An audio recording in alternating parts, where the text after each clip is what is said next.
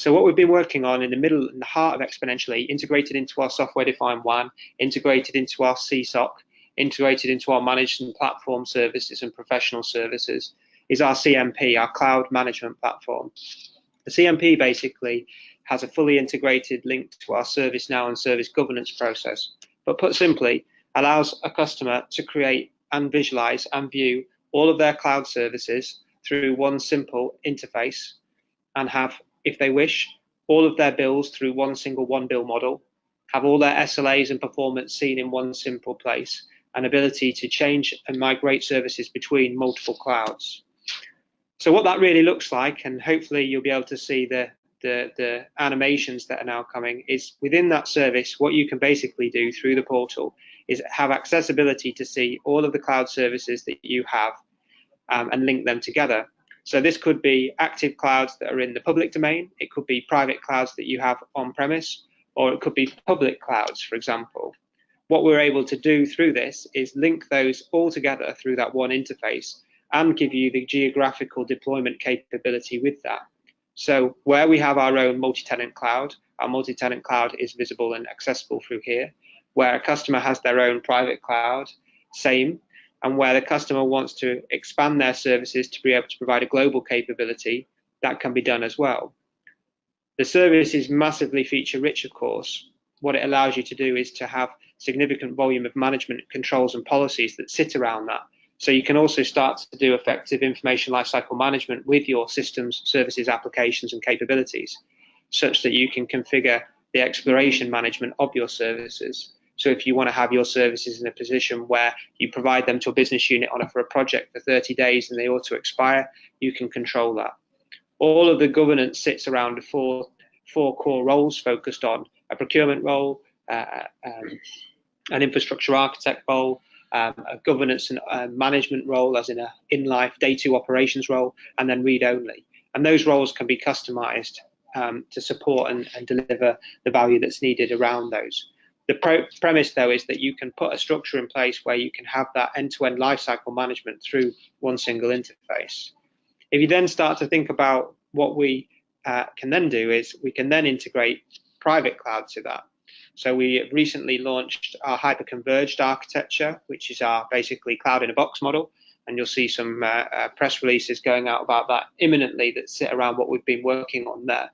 So if we deploy a private cloud architecture down to a customer's estate on-premise in their data centers or in our data centers or in a worldwide location, we can have that standard architecture model that can be delivered in a sort of t-shirt based model integrated back through into the centralized CMP.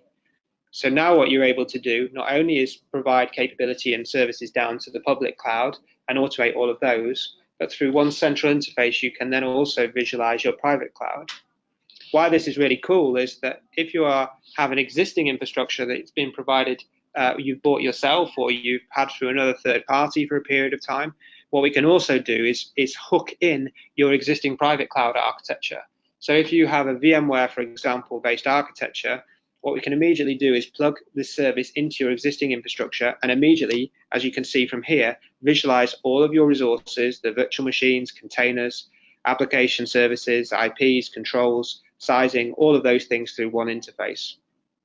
What that allows us to do is to think about how can we commercialize your on-premise infrastructure that you've pre-invested in into a model where suddenly that is a new actual cloud platform from a commercial perspective that allows you to automate, deploy, and manage costs and resources down to there.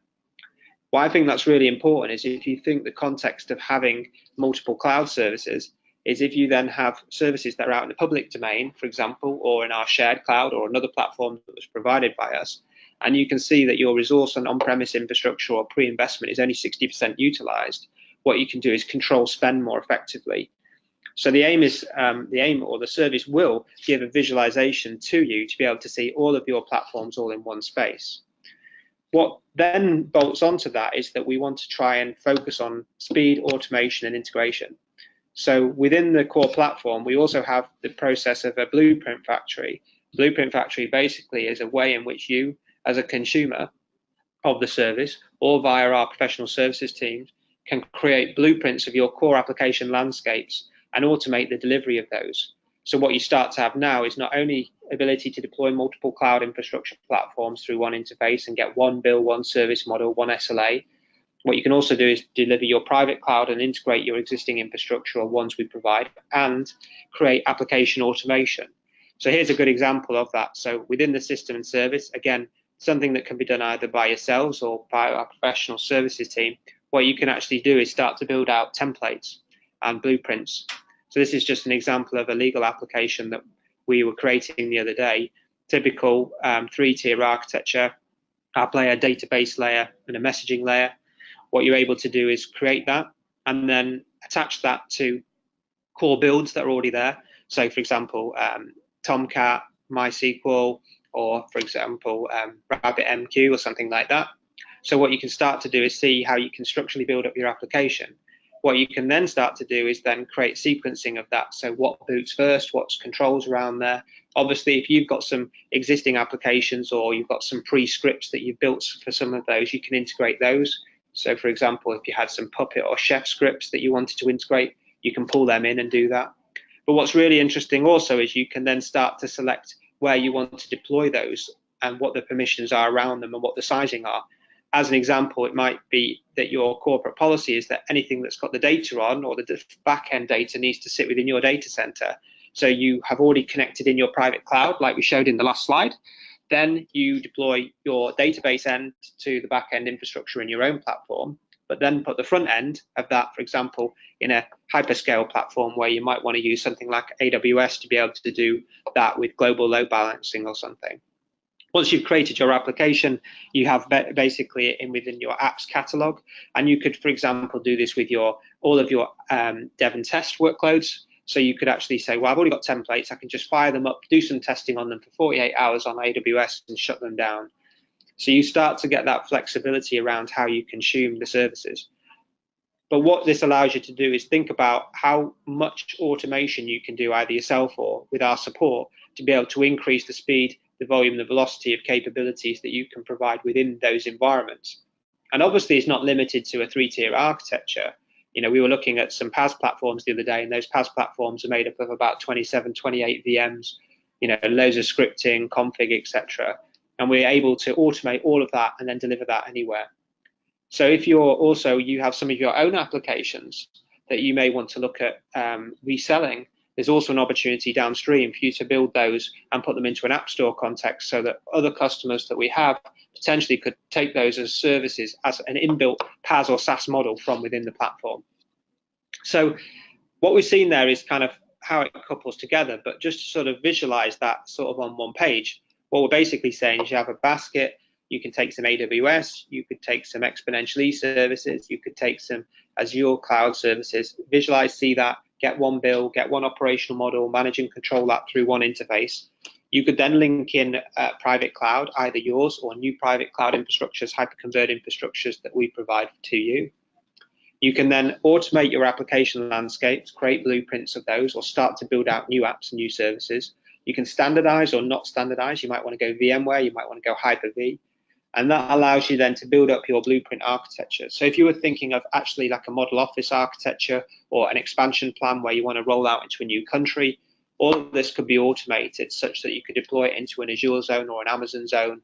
You know, we're a CSP for Azure, so we can support you with all of that. And we have all the accreditation and the service capability around that. We're a consulting partner with AWS. We recently got up to a new tier, I think yesterday, on that tier structure that sits around that, so we can help you there as well. And downtrack we'll have Alibaba and Google and a couple of others that sit within there. But where really, in my opinion, you know, the rubber hits the road is we can do all this, we can control this, we put the policy in, it feels really good. But what we want to also do is optimize in life. And the big thing that's been missing in life, I think, is optimization of these platforms. So within the service, what we have is the ability for you as a consumer of that to be able to run and understand more about your landscapes. So if you want to understand what's your total footprint, like a CI or CMDB based view of all your platforms, again, we can give you a centralized view of all of the platforms that you connect in or we connect in for you, 26 clouds, 55 hosts as an example in this. And actually we can start to see the utilization of that at a group level across all of those things. But actually, we might want to look at some analytics on the platform. Here's a good example of spend. this one's showing that 56% of spend is on Amazon. When you start to plug in all the stats of your different services, you can say, well, I've got these 50 accounts that we're using with Azure or Amazon or Expo or whoever it is, and actually the aggregated spend of them is really interesting when I analyze them. But where the real value, I think, comes also is in automation and action and guidance. The platform will automatically understand changes that happen in the public cloud space, for example, around tariff structures. So if you have a tariff structure, for example, that you build an application into, that originally the application needed, I don't know, 4 vCPU and 8 gig of RAM, and the closest match was a box that had 4 vCPU and 10 gig of RAM. The platform will automatically know if a new release of a VM comes out or a blueprint, and give you a recommendation to that to say, actually, you could change from A to B. If you change from A to B, the saving would be $1,000 a month or £1,000 a month or whatever region you're deploying in. What we also are building into this, and it links back to the conversation about ServiceNow, is that it will allow you, it will automatically create change requests for you in ServiceNow. What I mean by that is, in this scenario here, where we can see that these particular VMs need an increase in size because we can see historical trends where they're hitting CPU, it will raise a change request into the change management system. Do you want to authorize this change? If you authorize that change, it'll automatically query against what your change window is. And from a change window perspective, will then, if you allow it to, automatically make that actionable update for you. Or again, something that can be provided as a service operational model if we provide, different layers of the service depending on where that is. When you start to think about this also, where it gets into a real nice space is where it's telling you to decrease, right? Where you can optimize your spend and make good savings there. Typically from experience and talking to various different organizations who specialize around guidance, analytics, and optimization, most organizations who have a good footprint in a public cloud platform can often yield 25 to 35% savings immediately in relation to right sizing and management of their workloads. So for you, if you have those existing Amazon Azure accounts, what we can do is novate those accounts under our central model, provide you with that one single service for it, one bill across all of those platforms, one operational model, and give you that true visualization of service. And we think when you couple that with the network, the software-defined WAN and the extensibility of that, plus the CSOC and security services, it really gives our customers that internal service provider model, which means that they have the ability to offer the business these different services, control the governance and access around that, and manage them really effectively. And if you think of it then around the global reach of that, we start to get exciting about what does that mean in relation to footprint. So we have AWS availability zones that sit literally worldwide, and these are all expanding as we speak. When you look at Google has its own structure that sits around there. So if you're starting to look at things like a lot of work that's going on at the moment with things like containerization, and Kubernetes is often living in Google because of the invention of the technology and how the linkage is there. But there's some really good plays in relation to that. Azure, another example, and placement of those services. And then what we'll be doing is we'll be bringing on more services to this, so in a centralized model. So again, you don't have to have downstream. Once you don't have to have an account with Amazon, you don't have to have an account with Azure, you don't have to have an account with Alibaba or Google or whoever. You can have a central model via Expo that gives you that central management plane into all of those platforms and delivers that as one bill. And obviously we have our Expo zones within here as well, which are our private locations as well, and extensibility to deploy worldwide for private architectures as well that sits around that. Just from a release perspective, just as a bit of a view, we've got lots of stuff that's tracking down, but the point really here, rather than taking too much of the time, is that there is a strong roadmap that sits around that, and that roadmap is designed to drive that forward and help move that forward from that perspective. But our core approach here is to drive these digital transformation and innovation activities that sit around that and help the IT department move from a model which was traditional, where they assessed, designed, procured, built, and installed those systems and services, take them away from a model where they have to consider which cloud, and actually help drive that as a power of one model that centralizes and delivers all of those services. So we mentioned before, around the CMP being an essential part of that, gives you that accessibility over all of these cloud platforms. We then take that and introduce the software-defined WAN.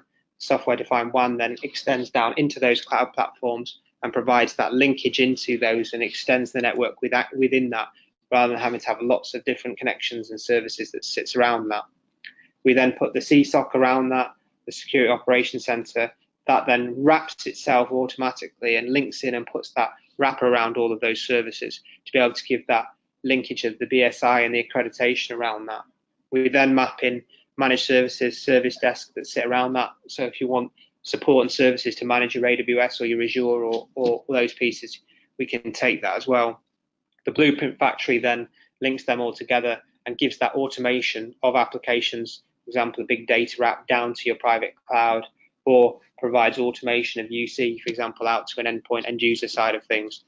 But all of those pieces together really help to drive that transformation, and we've supported a large volume of customers in that transformation journey over the past 2 years, for example, with petabytes worth of data and VMs migrated, and 27,000 plus Office 365 migrations. But the real end piece is is driving this digital transformation innovation and having this wrapper services that sit around that to help our customers in that journey, to support that. And then really, as we move forward from that, we're just trying to then help to visualize the next generation and what's happening next. If you think back, any of us perhaps should remember the DOS days where we were launching games or doing business from DOS Windows. And then, we evolved into this GUI-based architecture, which still exists today. This GUI that sits around how we then interact. And, Windows 10, for example, is now seen as something that's getting close to iOS in relation to accessibility and usability and the feature and the feature richness of that. But then as you sort of move forward from that, we get this mobile and touch generation that's come, the third transformation, if you like, where we started in, I guess it's 8 years ago, moved into now the iPhone and the technology that sits around that. But the millennials is the device of the millennial, really. But I think the core thing we have to think about now is within the next 2 to 3 years, we're going to see the augmented reality and mixed reality come and hit our businesses so massively that you're seeing it already just in the standard applications that people are using. But we have to be prepared for that and have platforms, technology, and services to underpin that by building a multi-cloud architecture like we've suggested, by integrating the CMP into that to give you that federation. The accessibility of those technologies as they come to life will be very easy for us to consume, and that really allows us then to have that kind of peace of mind as a service model in life, that we've got a reference architecture and platform model that gives us flexibility. We've got our integrated network and security to support that, but we're ready to innovate, and we're ready to have an operational model for us that as an internal service provider, that being you can pick and choose the services that you have and give your business the agility and flexibility that they need.